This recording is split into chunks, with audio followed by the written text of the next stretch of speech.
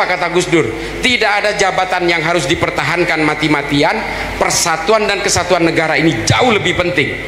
Itu Nahdlatul Ulama. Nah, kemudian Nahdlatul Ulama ini menjadi kokoh dan menjadi penting di Indonesia. Makanya kan ajaran-ajaran ulama NU untuk menghormati para habaib pun dimanfaatkan oleh kepentingan-kepentingan tertentu untuk memecah belah NU. Dibuat boneka-boneka oknum habaib yang mencaci maki NU. Padahal Pak, hanya di Indonesia kita itu menghormati habaib sejadi-jadinya. Nah, peluang ini kemudian dimanfaatkan oleh kelompok-kelompok kekuatan tertentu menciptakan boneka-boneka oknum habaib yang kemudian dipakai untuk mencaci maki orang NU. Gus Dur dibuta-butakan, Kiai Said disiahkan oleh Habib ini. Nah, ini efektif sudah. Efektif. Dan akhirnya apa? Pamekasan, Sumeneb, Bangkalan, Madura yang mencaci maki ulama NU yang lain itu kader-kader NU juga, Pak. Yang paling samar, yang paling menipu kita dari kalangan Nahdien. Siapa? Kelompok Ikhwanul Muslimin. Ikhwanul Muslimin ini didirikan di Mesir oleh Hasan al-Banna dengan faham Ahlus Sunnah wal Jamaah. Makanya banyak dan ada satu ustadz yang luar biasa topnya. Ada satu kadernya Ikhwanul Muslimin, dididik oleh Ikhwanul Muslimin di Mesir. Bedanya apa Ikhwanul dengan Muslimin, Ikhwanul Muslimin dengan kita? Apa bedanya? Tujuan politik, Pak. Kalau kawan-kawan NU tujuan politiknya satu, keutuhan NKRI, selesai. Tapi kalau Ikhwanul Muslimin tetap ingin menegakkan khilafah, Pak. Jangan main-main dengan fatwa yang radikal kayak gini. Jangan sembarangan, mentang-mentang ulama lagi laku, muhibbinnya banyak jutaan, lalu dia dengan seenaknya sendiri dia memainkan fatwa hanya untuk agenda-agenda politik. Nggak boleh, Pak. Kalau udah ulama udah betul-betul terlibat dalam kelindahan politik, bahaya, Pak. Politik ini kemudian yang merusak agama-agama. Silakan berpolitik untuk mengawal ruang-ruang politik tidak keluar dari maqasidus syariah. Berpolitik, Pak, tapi jangan gunakan agama sebagai tunggangan politik. Karena kata Ibnu Rus dalam Tahafud at-Tahafud, orang yang mencapai kekuasaannya dengan menggunakan dalil-dalil agama, maka ketika berkuasa kejahatannya pun akan dibenarkan dengan dalil-dalil agama.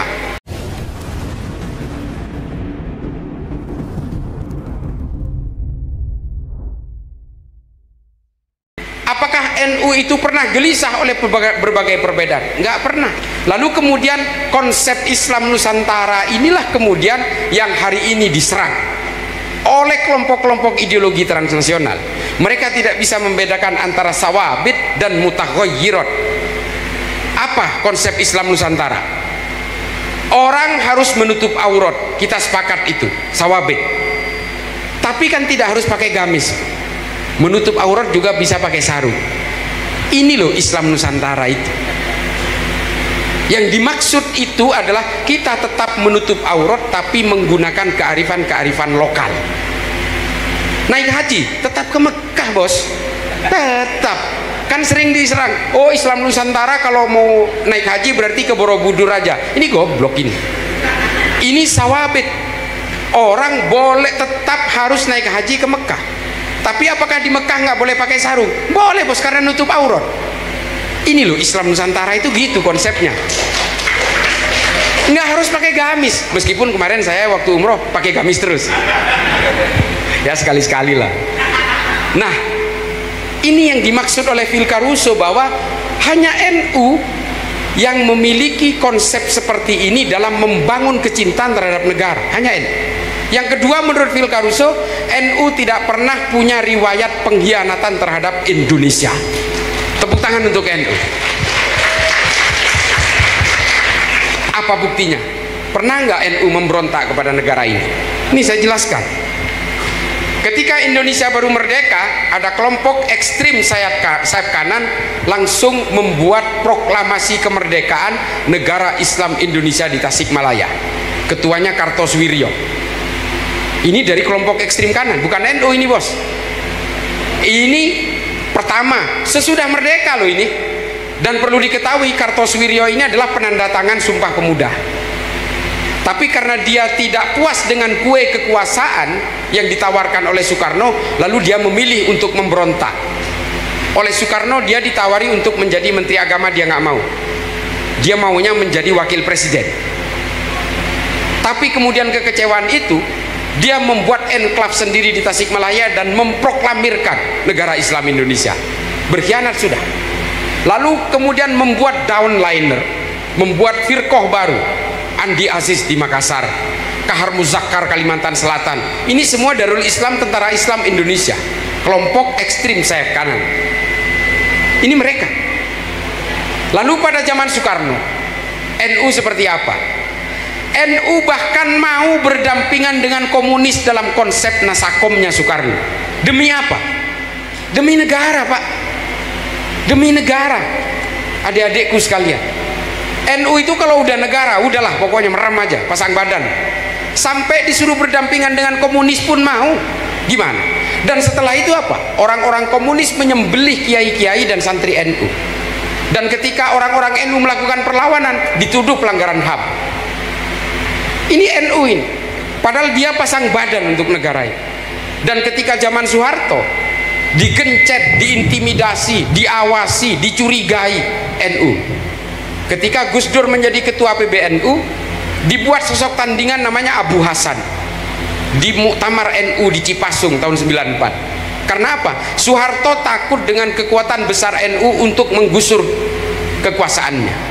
Sehingga apa? Gus Dur ingin digusur oleh Soeharto untuk diberikan sosok baru, orangnya pemerintah, namanya Abu Hasan. Ini NU selalu dicurigai. Lalu kemudian ketika Gus Dur diturunkan oleh kelompoknya gelandangan politik secara inkonstitusional, apakah ada orang Nahdien yang memberontak, datang ke Jakarta berbondong-bondong menghancurkan dan membakar Jakarta? Ada nggak? Nggak ada. Ini tokoh utamanya NU diturunkan paksa menjadi dari kursi kepresidenan, didegradasi dengan undang-undang yang memang dibuat untuk menurunkan Gus Dur. Apakah orang NU kecewa lalu meludahi Monas sehingga Monas tenggelam oleh ludahnya orang NU? Nggak ada. Apakah orang NU kemudian menjadi Monas Limin? Nggak ada. Apa kata Gus Dur? Tidak ada jabatan yang harus dipertahankan mati-matian. Persatuan dan kesatuan negara ini jauh lebih penting. Itu Nahdlatul Ulama.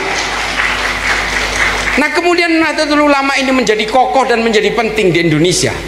Makanya kemudian kelompok Hizbut Tahrir, Wahabi Salafi, kelompok-kelompok Ikhwanul Muslimin ingin merobohkan NU, bos. Hari ini semua kita berusaha dipecah belah. Dan bahkan ajaran-ajaran ulama NU untuk menghormati para habaib pun dimanfaatkan oleh kepentingan-kepentingan tertentu untuk memecah belah NU. Dibuat boneka-boneka oknum habaib yang mencaci maki NU. Padahal Pak, hanya di Indonesia kita itu menghormati habaib sejadi-jadinya. Di negara lain nggak kayak kita, Pak. Biasa aja. Biasa aja, ketemu Habib tuh biasa. Bahkan salaman begini itu di negara lain itu. Di Pakistan, di India, saya kan sudah keliling hampir separuhnya dunia ini. Di Afrika itu bahkan kelompok-kelompok toriko nggak seperti kita menghormati habaib itu. Tapi kita itu hanya nggak nyium kakinya aja ke habaib itu.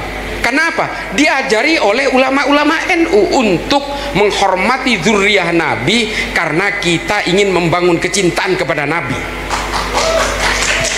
Nah peluang ini kemudian dimanfaatkan oleh kelompok-kelompok kekuatan tertentu menciptakan boneka-boneka oknum habaib yang kemudian dipakai untuk mencaci maki orang NU. Gus Dur dibuta-butakan, Kiai Said disiahkan oleh Habib ini. Nah ini efektif sudah, efektif. Dan akhirnya apa? Pamekasan, Sumeneb, Bangkalan, Madura yang mencaci maki ulama NU yang lain itu kader-kader NU juga, Pak. Selesai. Ini pemecah belahan di tubuh NU ini. Dipecah belah dari luar nggak bisa, akhirnya dipecah belah dari dalam. Ubudiyahnya sama, Pak. Sama-sama maulidan, sama-sama baca ratib, sama-sama ziarah kubur, sama-sama tahlilan, tapi mencaci maki ulama NU yang lain dengan atas nama figur habaib. Ini kan kacang lupa kulitnya namanya. Kita tetap hormat kepada habaib, tapi kelakuannya nggak boleh kita tiru. Kalau brutal ya brutal aja, bajingan ya bajingan aja. Saya gitu.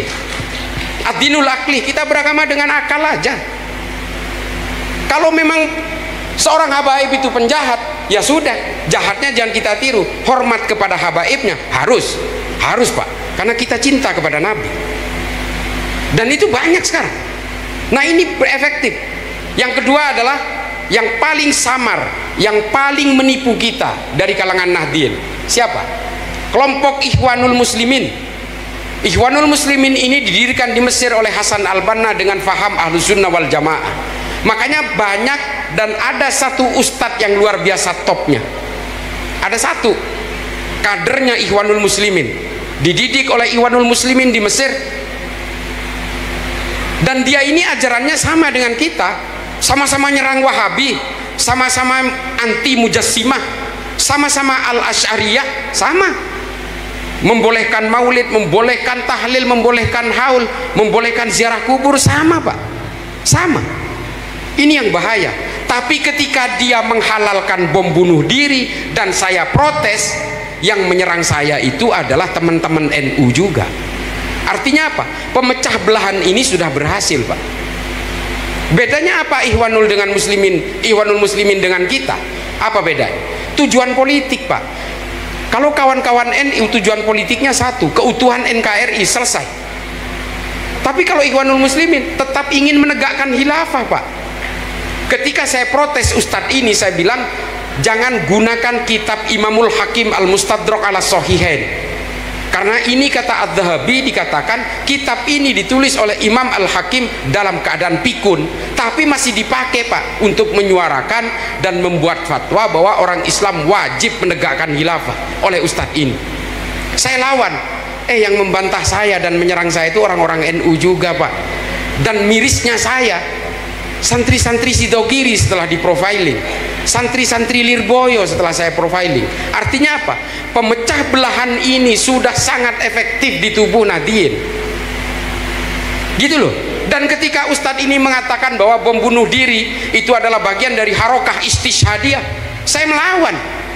Jangan, bahaya Pak. Meskipun kata Ustadz ini, bom ini halal dilakukan dan boleh dilakukan di Palestina, di Indonesia nggak boleh karena Indonesia ini negara damai. Saya katakan, damai itu kan kata kita. Kalau kata teroris, Pak, teroris-teroris yang Wahabi itu, Indonesia ini adalah daerah darurat perang yang tidak damai. Ini adalah daerah togut dan merupakan ini wilayah perang, battleground. Makanya pelaku bom bunuh diri Katedral Makassar dan pelaku bom bunuh diri Cicendo Bandung itu di dalam handphonenya ditemukan video fatwa Ustadz ini, gitu loh. Nah, ini yang kemudian harus disadari oleh kita, bahwa fatwa itu tidak boleh dilokalisir di satu dua wilayah. Ada salah seorang ulama Saudi namanya Abu Bakar Naji menulis Idarat At-Tawahhush. Anjuran-anjuran fatwa di dalam kitab ini diberikan kepada orang-orang Wahabi di Irak dan Suriah. Tahu nggak akhirnya dipakai di mana? Dipakai di Indonesia, Pak. Siapa yang memakai? Agus Muslim yang kemarin menjadi pelaku bom Astana Anyar. Karena dia apa? Ketika digeledah rumahnya ditemukan kitab ini. Padahal kitab ini fatwanya untuk Irak dan Suriah, tapi dipakai di Bandung, Pak, di Astana Anyar. Jangan main-main dengan fatwa yang radikal kayak gini.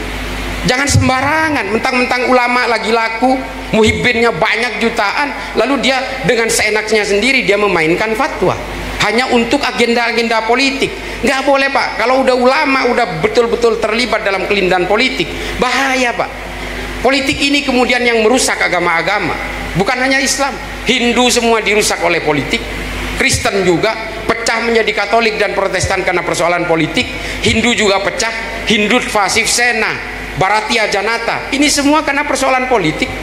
Kelompok Asin Wiratu dengan Ali Bata, ini semua karena politik pecah. Orang-orang Buddha, Islam, Sunni dan Syiah bermusuhan 1500 tahun. Gara-gara apa? Sampai sekarang belum damai. Kecuali Saudi dan Iran sudah membuat perjanjian damai tadi malam. Sunni dan Syiah bermusuhan 1400 tahun lebih. Gara-gara apa? Politik juga, Pak. Itu loh yang paling terakhir. Apakah kita tidak boleh berpolitik? Boleh, harus, kata Imam Ghazali. Dalam Ihya diterangkan Islam dan politik seperti saudara kembar. Silahkan berpolitik untuk mengawal ruang-ruang politik tidak keluar dari maqasidus syariah. Berpolitik, Pak, tapi jangan gunakan agama sebagai tunggangan politik. Karena kata Ibnu Rus dalam Tahafud at-Tahafud, orang yang mencapai kekuasaannya dengan menggunakan dalil-dalil agama, maka ketika berkuasa kejahatannya pun akan dibenarkan dengan dalil-dalil agama. Ini kata Ibnu Rus. Makanya jangan pakai agama sebagai tunggangan politik. Silahkan berpolitik dengan untuk membela agama, silahkan Pak, supaya aturan-aturan politik, produk-produk politik ini tidak keluar dari syariah. Harus, orang Kristen juga boleh berpolitik supaya hak-haknya sebagai orang Kristen diakui oleh negara. Harus itu. Kita juga harus. Jangan sampai kita kemudian dikuasai oleh orang lain sehingga kita tidak berdaya secara politik. Harus, tapi jangan gunakan agama sebagai tunggangan-tunggangan politik. Politik agama, politik identitas boleh, tidak bisa dihindari dalam negara demokrasi. Karena demokrasi berbasis based on electoral system. Jadi harus menggunakan kekuatan-kekuatan elektoral. Orang alumni Al-Qalam mau jadi politisi, nyalek, ya harus mewakili kepentingan-kepentingan Al-Qalam. Ini namanya politik identitas. Yang tidak boleh itu adalah politisasi identitas dan politisasi agama. Ini nggak boleh. Saya kira begitu ya.